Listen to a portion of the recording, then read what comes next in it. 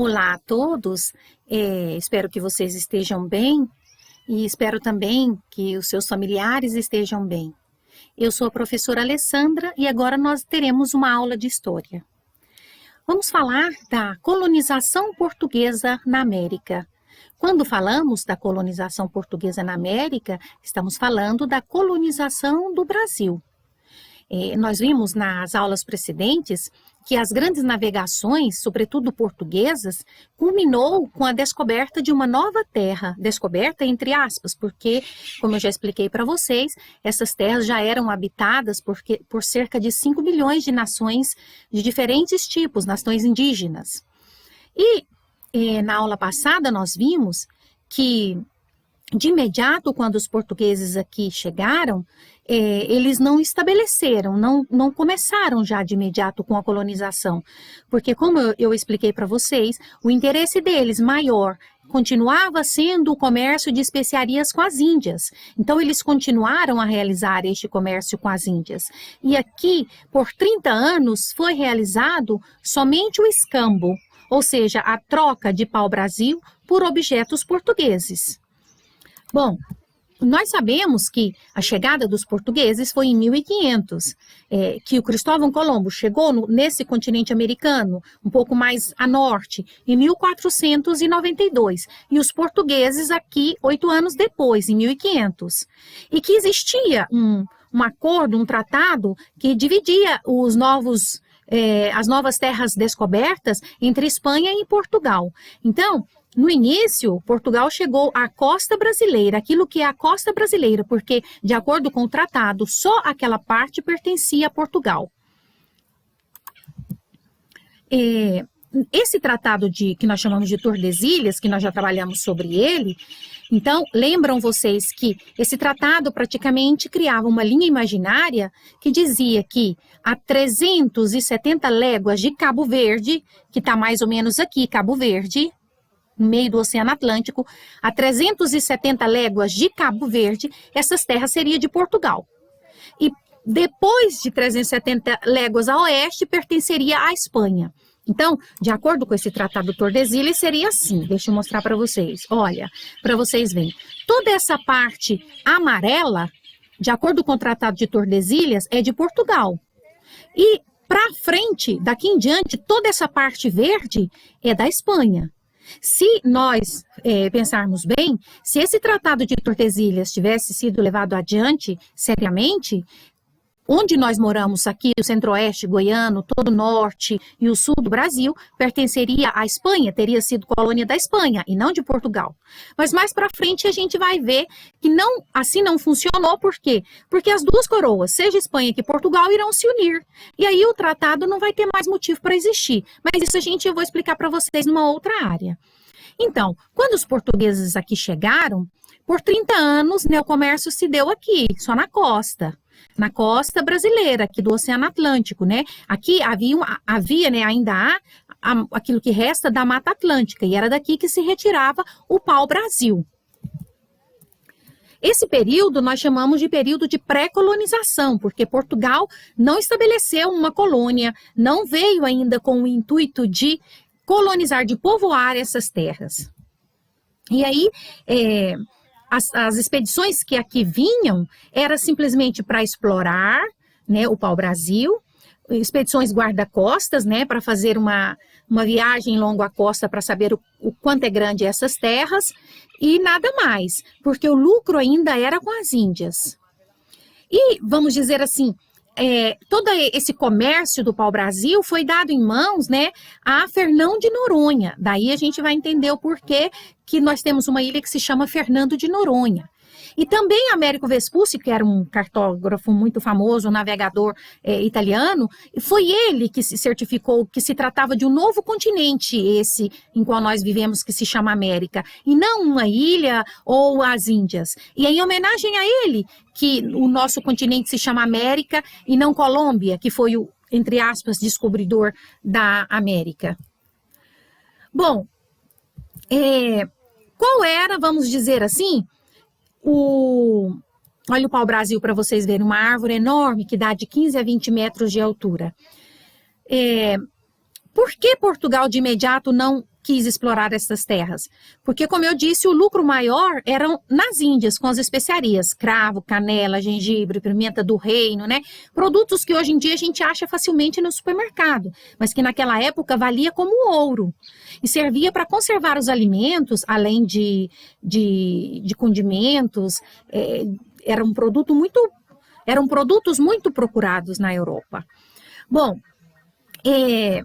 o pau-brasil, ele serve para fazer um corante, como eu disse para vocês, que tinha muito valor na Europa. Olha para vocês verem essa imagem que retrata, né, o processo de, vamos dizer assim, de tinta, né, de fazendo a tinta tingindo o tecido. E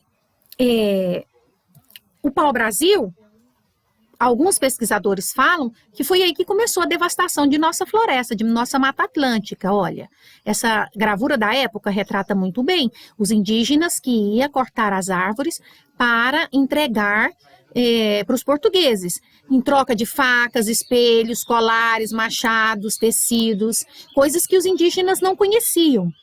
E o Portugal, ele vai construir aqui para poder armazenar essas madeiras, quando os barcos chegassem, era só embarcar para levar de volta para Portugal, vai construir as feitorias, bem aqui, ó, feitorias, que eram praticamente construções fortificadas, com paliçadas de madeira, para estocar a madeira, né, em defesa contra ataques indígenas e principalmente de franceses e ingleses. Aí é que eu queria chegar no outro ponto com vocês. Portugal vai resolver colonizar, povoar essas terras descobertas, porque senão ele correria o risco de perdê-las para franceses e ingleses que começaram a vir a viajar por aqui em nossa costa, também a realizar o comércio do pau-brasil com os indígenas. E os ingleses, os franceses e os holandeses não reconheciam o Tratado de Tordesilhas. Eles diziam, onde é que está escrito? Onde é que passa essa linha? Eu não estou sabendo. Então, assim, ou Portugal tomava posse dessas terras, que já era habitada por indígenas, ou perderia para outros países da Europa. Essa imagem ilustra bastante, né, esse período do escambo, né, do pau-brasil, dos indígenas que cortavam as árvores e levavam até os navios portugueses. Bom, para resolver esse problema, né, do perigo de perder essas terras, aí nós chamamos que começa realmente o período da colonização, que é a partir de 1530. O rei de Portugal, Dom João III, organiza uma expedição colonizadora que ela é comandada por Martim Afonso de Souza, que é um homem de sua confiança, que vem até essas terras, né, e vai fundar praticamente a primeira vila do Brasil, a primeira cidadezinha, que será em São Vicente, que hoje corresponde à região de Guarujá, de Santos, na costa paulista, né, do estado de São Paulo. E o objetivo era povoar, colonizar, criar vilas, e aqui nós temos o exemplo, por exemplo, de um engenho. Porque a cana-de-açúcar foi o primeiro produto escolhido para trazer para a colônia. Bom, em 1534, 1532, mais ou menos, Portugal decidiu, então, para facilitar essa colonização, dividir as faixas que correspondia, né, à colônia portuguesa, que é toda essa parte verde aqui do mapa. Ele resolveu criar essas faixas aqui, dividir o território em faixas, né, não respeitando a topografia, o relevo do local, como se realmente fosse possível traçar linhas imaginárias retas assim. E ele dividiu em 15 pedaços, em 15 lotes enormes de terra, esse território, né, chamado de colônia portuguesa, e doou para que nós chamamos de capitães donatários, né? Os capitães donatários eram pessoas conhecidas, né? A pequena nobreza, os comerciantes portugueses, que o rei ofereceu deles virem aqui, deles produzirem, deles procurarem ouro, procurarem prata, extrair as riquezas que fosse possível extrair, logicamente dividindo tudo isso com a coroa portuguesa, e povoar essas terras. Então, o rei de Portugal criou as capitanias hereditárias, que já era uma experiência que os portugueses faziam em Cabo Verde, que era uma outra ilha pertencente a Portugal, próximo à África, a Portugal, e que tinha dado certo, né, com o cultivo da cana-de-açúcar. Então, olha para vocês verem como que ficou o território que hoje nós chamamos de Brasil, sobretudo a região do Nordeste, dividido em capitanias hereditárias, ou seja, em faixas, em lotes de terra, e aqui cada um com seu dono. João de Barros de Aires da Cunha com o Maranhão, Fernão Álvares de Andrade com a segunda parte do Maranhão, segundo Quinhão, o Ceará com Antônio Cardoso de Barros, o Rio Grande com João de Barros e Aires da Cunha, Itamaracá, que é também Pernambuco, Pero Lopes de Souza, Bahia de Todos os Santos, Francisco Pereira Coutinho. Então, vamos pensar que eram enormes faixas de terra, que corresponde àquilo que hoje é o tamanho de um estado. Então, há alguns pesquisadores, historiadores, que falam que o Brasil já começou com grandes propriedades de terra nas mãos de poucos, né? Enquanto que a maioria não tem terra. Bom, o que os donatários podiam fazer, os capitães donatários? Eles recebiam do rei essas terras, mas não podiam vendê-las. Eles podiam até passar para os seus filhos, por isso que fala-se hereditária. Eles podiam doar parte dessas terras para outros, né, chamadas de sesmarias, né, que eram lotes menores. Eles deveriam fundar vilas e nomear funcionários. Podiam condenar à morte escravo, pessoas que cometessem crimes e vamos dizer assim, podiam também tentar, né, escravizar índios para o seu serviço e recolher impostos. Eles tinham deveres e tinham direitos, os capitães donatários, né? Bom, aqui, por exemplo, para vocês verem, é um engenho que eles montam, que eles criam, né, lá em Pernambuco, que é um dos lugares que vai funcionar bem essa produção esse cultivo de cana e produção de açúcar. Bom, tudo aquilo que os capitães donatários pudessem produzir em riqueza e extrair, 20% do que era explorado deveria ser pago para Portugal. E os capitães donatários tinham 2 documentos que regulamentavam essas capitanias hereditárias. Tinha a carta de doação e a carta foral. Ali continha os deveres e os direitos dos capitães donatários. Vale lembrar que na tentativa de escravizar os indígenas, muitos indígenas nesse período adentram o interior do território, né, fugindo dos portugueses que tentavam essa aproximação com eles a fim de capturá-los e fazê-los escravos. Olha para vocês verem, o foral era o documento que regulamentava os direitos e deveres dos donatários sobre as capitanias. E a carta de doação era praticamente o documento, né, que, vamos dizer assim, que doava para uma pessoa uma porção de terra que pertencia a Portugal, mas que seria usufruto de uma pessoa. Então, alguns historiadores falam que Portugal delegou a terceiros a função de, né, ele privatizou, ele terceirizou a responsabilidade de colonizar a terra descoberta, porque ele não queria gastar, e talvez nem tinha como gastar, somas altas com esse processo de colonização. Bom, só 2 capitanias hereditárias desses 15 faixas de terra com esses 12 donatários, são 15 faixas de terra e 12 donatários. Isso significa que 1 ou 2 donatários tiveram mais de uma faixa de terra. Só 2 deram certo, que foi a capitania de São Vicente e a de Pernambuco. Por que só 2 deram certo? Porque eles investiram na produção de cana, porque o solo era bom, e porque eles tiveram um relacionamento mais pacífico com os indígenas. Então, esse foi um dos principais motivos que deram certo. E por vários motivos, olha. O primeiro, falta de comunicação entre as capitanias. Então, como as faixas de terras eram grandes, comunicar entre si é como ir de um estado para o outro. E vamos pensar que naquela época os meios de transporte eram ou por navio, né, fazendo a costa, ou por animais, no lombo do animal. Então, não era fácil. Depois, a distância enorme com a metrópole, ou seja, com Portugal. Muitos capitães donatários nem aqui vieram ver onde é que estavam essas terras, então nem tomaram posse e deixaram elas aqui abandonadas, não povoaram, não criaram engenho, não fizeram nada. Falta de dinheiro para investir, resistência dos indígenas, né? Porque muitas capitanias recebiam, inclusive, o ataque dos indígenas.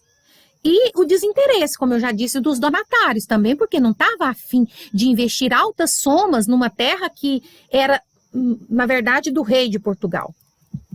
Bom, diante disso, né, desse contexto que eu falei para vocês, das capitanias hereditárias, que 2 funcionaram e o resto não, o rei de Portugal vai criar o governo geral. Ele vai nomear um governador para cá, com o intuito de fazer essa ligação entre as capitanias hereditárias, de ditar as regras e de fundar cidades. Por quê? Ditar as regras? Porque um dos motivos que não deu certo das capitanias hereditárias é que cada capitão donatário se sentiu o seu reizinho, o seu dono, né? O seu mandatário ali no seu território. Então não tinha um governo único que ditava as regras de como era para fazer. Cada um achou que podia fazer do seu jeito, aqueles que vieram para cá, né? Porque outros nem vieram tomar posse dessas terras. E aí ele vai criar, o rei de Portugal, o governo geral. E nós teremos 3 governadores gerais, e aí vai surgir a cidade de Salvador, que será a primeira capital, depois vai fundar a cidade do Rio de Janeiro, e depois assim por diante. E aí, vamos lembrar que o produto encontrado para cultivar aqui na colônia é a cana-de-açúcar. E essa cana-de-açúcar vai encontrar um terreno bom, que é o Massapê, né? Toda a costa do Nordeste tinha esse tipo de solo bom para o desenvolvimento da cana.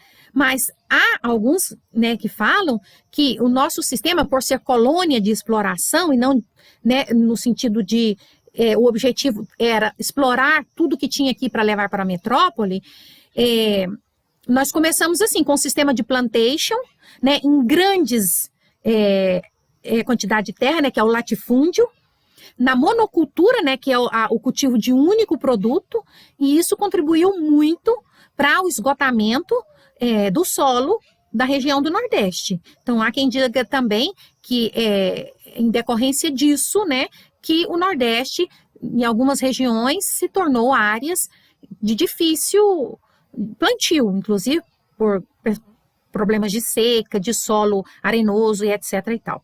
Bom, sobre o governo geral, nós vamos ver numa outra aula. Por hoje, eu só quero que vocês lembram disso. Capitanias hereditárias, faixas de terra, 15 faixas de terra, que a costa, que seria de Portugal, né, do Brasil, foi dividida e doada a 12 donatários, pessoas de confiança do rei, e que somente 2 deram certo, a capitania de São Vicente e a capitania de Pernambuco, ok? Então, prestem bastante atenção e na semana que vem eu explico como foi o período do governo geral, ok? Tchau, obrigada a todos vocês, tenham todos um ótimo dia, tá bom? Façam as atividades, hoje eu quero ver muitos me mandarem a atividade, tá? Ok? Tchau, tchau!